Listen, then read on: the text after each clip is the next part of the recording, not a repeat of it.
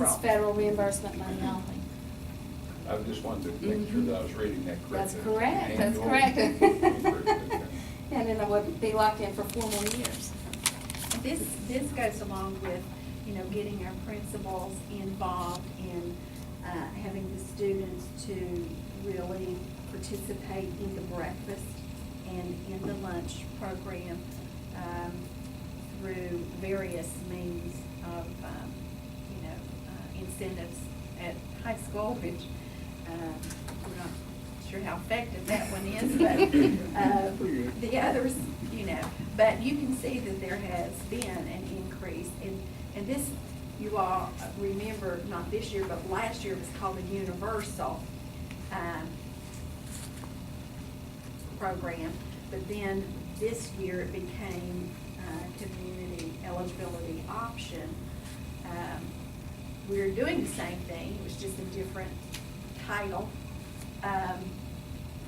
And we have, and it's tied a little bit directly to Title I. I want Ms. Coburn kind of to interject a little bit here. The way it's connected to Title I is, you know, we, in the past, collected the free and reduced lunch forms to determine the eligibility of the percentage of funding that each school would receive of Title I funding. The good thing about this is that it locks you into this percentage, which is a higher percentage overall.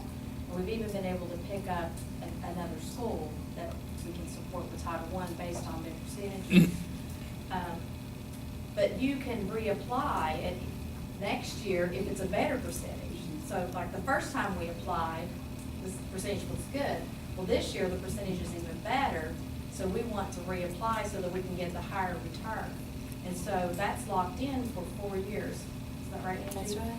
So next year your return may be lower, but you're still locked into this year's percentage, which is good. I think is a win-win for all of us. Providing additional Title I monies.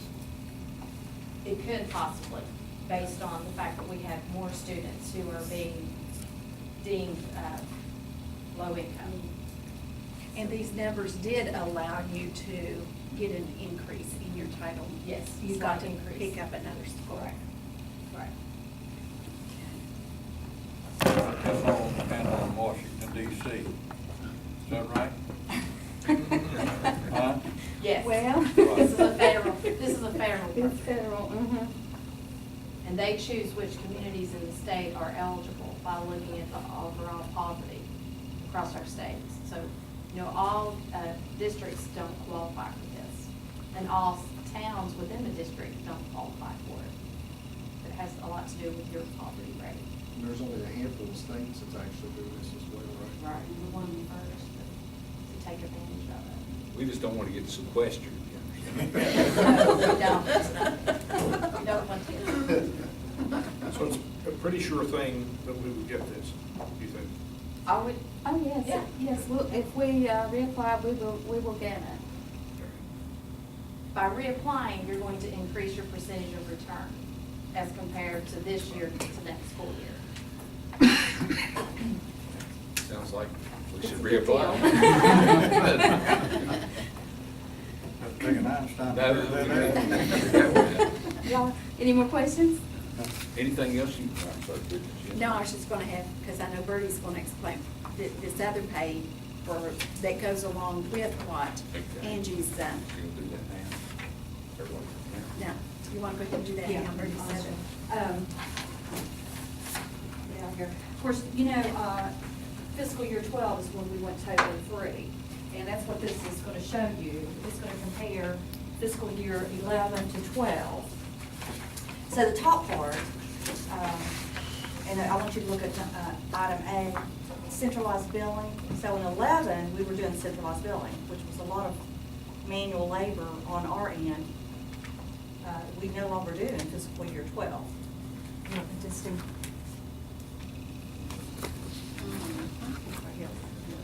Oh, hey, I was looking for A, it's on the right side. So you see, we lost $134,000 in the centralized billing. But if you look at item B, how much we picked up in federal reimbursements. And then if you look at C, We fed everyone in this county that wanted to eat breakfast and lunch, and we still saved $12,000 out of the county budget. So, you know, that's a win-win, any way you go. And if you look at item D, the total revenue, once we went to the free, it went up $348,000. And then, of course, if you look at item E, we had to add a couple positions there. For, we added a couple cooks, a couple half-time cooks.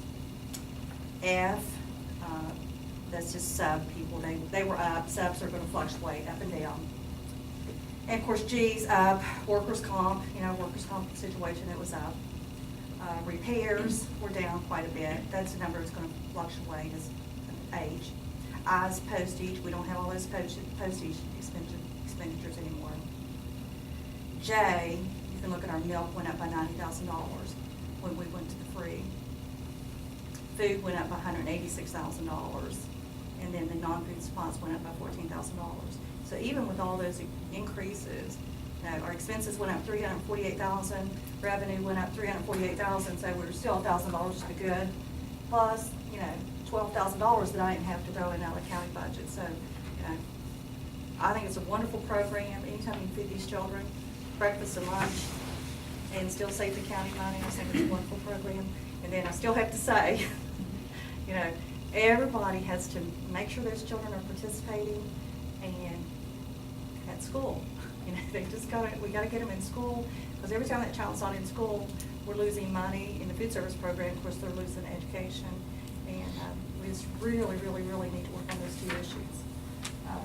And you know, just I ran some numbers on the high school. You know, we did the spin the wheel, and it doesn't seem to help any. Of course, the absences are up so much. I don't know, is it this time of the year, Dana? They're just not coming to school. I mean, it's just, and that's really has a big impact on, you know, not only the financial, but the education of those children. It's like, how do we get them in school? So that has a big impact on us. But, you know, those two things either make us or break us. But everybody's been very cooperative. And actually, I think when we wrap up and close books for this year, I think our numbers are going to be better, because I think we're going to get quite a bit more federal revenue. And expenditures, I just did a snapshot of April, and I did know that revenue is up $112,000 in federal reimbursements, and then our expenditures are down a little bit. So, you know, I look for this year to be even better. But we still haven't gotten our 6 cents. Yeah, so I mean, it's a great program for everybody. Explain that, what you just said, 6 cents. We applied for the 6 cent certification, and we will get an extra 6 cents for every lunch that is served. If we agreed to follow the new meal pattern guidelines. And by doing that, we get an extra 6 cents for every lunch that we served. So we are up for review on May the 20th. The State Department's going to be here to make sure that we're doing what we said we were doing. And we're trying our best to do it. Are those federal or state guidelines? That's federal. Federal guidelines. Mhm. So we haven't gotten any of that money yet, but I applied for that back in October, and by doing that, we're supposed to get 6 cents back through October from the date that we applied. We should get money for that. I was retroactive. Mhm. Mhm. Do they have anything else, Angie? Everything seems to be, that's the kind of report we like. Kids are getting to eat and encouraging them to come to school. Those that may otherwise not get to eat, and like Bernie said, they're there to learn. So